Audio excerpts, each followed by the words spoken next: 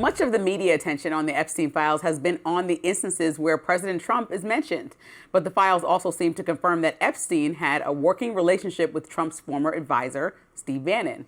A report from The Guardian says that the two gave advice to each other in 2018, with Bannon helping Epstein protect his reputation and Epstein offering guidance on how to spread Bannon's political messaging in the wake of his resignation from his role in the White House. The article reads, quote, in all of Epstein's messages, the identity of his correspondent is redacted, but Bannon's identity in the threads cited in this reporting is clear from contextual clues, including his documented activities at the time, details of his business and media pursuits, and other disclosures. One message in particular caught the attention of social media. It comes from June of 2019, just before Epstein was arrested. He allegedly texted Bannon, writing, quote, now you can understand why Trump wakes up in the middle of the night sweating when he hears you and I are friends.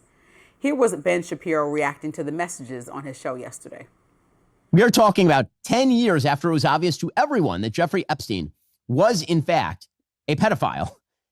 That 10 years after that, he was acting not just as a sort of friend, but as a confidant and as a PR advisor, which says something about somebody. If you're acting as a confidant and PR advisor to a convicted sex offender like Jeffrey Epstein, who is well known to be into underage girls, if that is, I don't know what that says about you or why you should have any level of authority in any future Republican Party. Meanwhile, Trump continues to face questions on his relationship with Epstein, with many latching onto an email from Epstein where he wrote that Trump knew about the girls. Earlier this week, when asked about that email, he appeared to cut off a female reporter and call her Piggy. Take a look. You're going to find out what did he know with respect to Bill Clinton, with respect to the head of Harvard, with respect to all of those people that he knew, including J.P. Morgan Chase. Sir, Yeah, Jennifer, there's go nothing ahead. incriminating in the file, sir?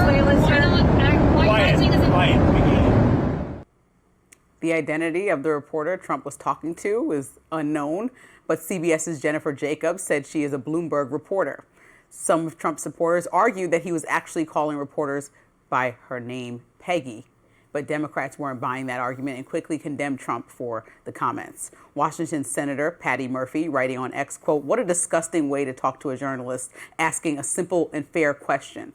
This is no way for any decent human being, much less the president, to speak. Makes you wonder why he's being so defensive. All comes as the House and Senate both passed a bill on Tuesday requiring the Justice Department to release its files on Epstein. The bill now awaits President Trump's signature. The Bannon stuff is very interesting and a little bit surprising to me because Bannon has been pretty in favor of releasing the files, and that on his show, The War Room, he has very much platformed the get to the bottom of Epstein kind of stuff. If I was him, I would not want those emails to come out ridiculous. because they, to Ben Shapiro's point, again, these are not emails from before it's widely known that he was a sexual predator. This is 10 years after that.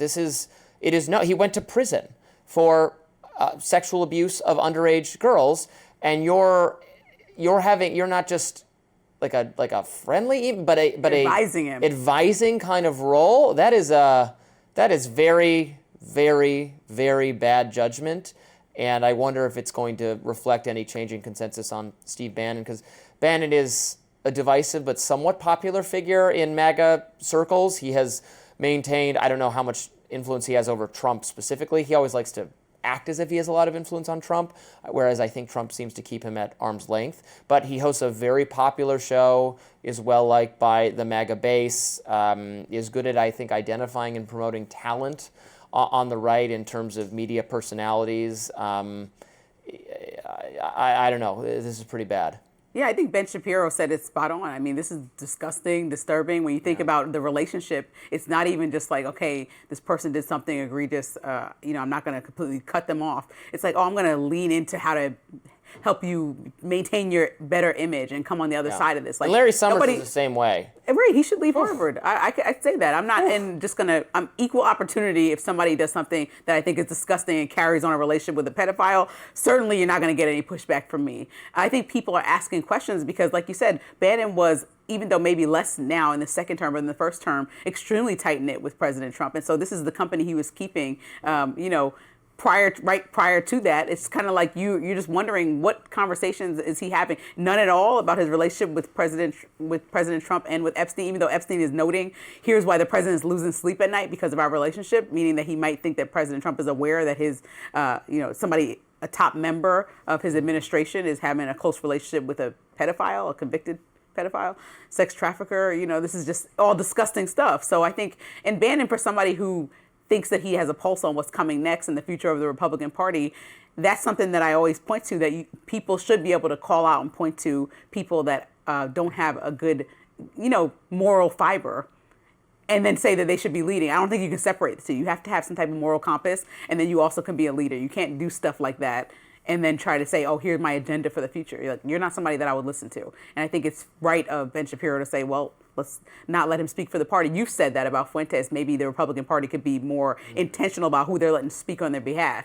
Bannon feels that he is largely speaking on behalf of Republicans. So I think people should raise an eyebrow as he continues to speak, especially as these files get released. We might find out a whole lot more. That was damning with only the 30,000 pages. Apparently there's a ton more. So it could get really bad for whomever it's meant to get bad for. I just keep reading these emails and being baffled by the level of friendliness, cordiality, advising. These are, people. Bannon, a figure of the right.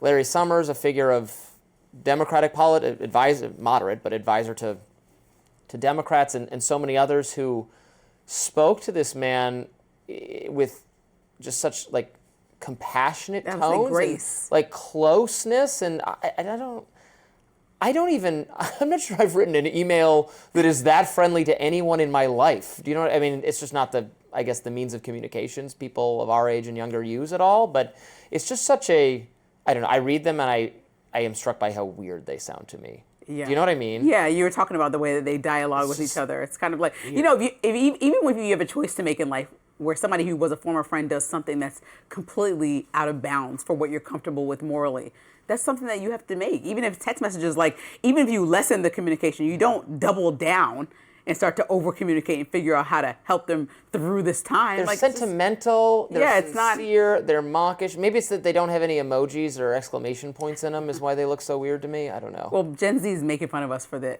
emoji use and the LOL. So LOL, yeah, I'm right. You and I are the same age, so you're probably like me. LOL at the end of every message. Anymore. I can't help it. Well, you have to stop. For Gen Z? Gen Z saying we sound like 100-year-olds. You'll pry my LOLs from my cold, dead hands, kids, because that's how I communicate. Well, we have a lot more to talk about on Rising. You guys stay with us.